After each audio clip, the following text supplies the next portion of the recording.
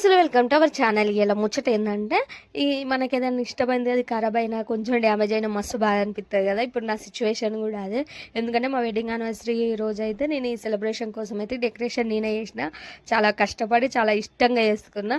కానీ దీన్ని అయితే ఇప్పుడు రిమూవ్ చేయాలి. ఎందుకంటే ఇది అక్కడక్కడ డ్యామేజ్ అయింది, మొత్తం చినిగింది అన్నట్టు. ఇక అది ఉంచడం ఎందుకు, ఇక రిమూవ్ చేద్దామని అయితే అనుకున్నా.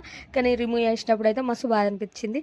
ఎందుకంటే నేను మైండ్లో మంచిగా ఫిక్స్ అయి ఉన్నా, ఇది ఇట్లనే ఉండాలి, రిమూవ్ చేయొద్దు అది ఇది అని చెప్పి. కానీ అవి ఆగాయి కదా, ఇక చినిగినాయి. ఎందుకు పెట్టుకున్నాడు, తీసేద్దామని చెప్పేసి అయితే అవి అయితే తీసేసిన.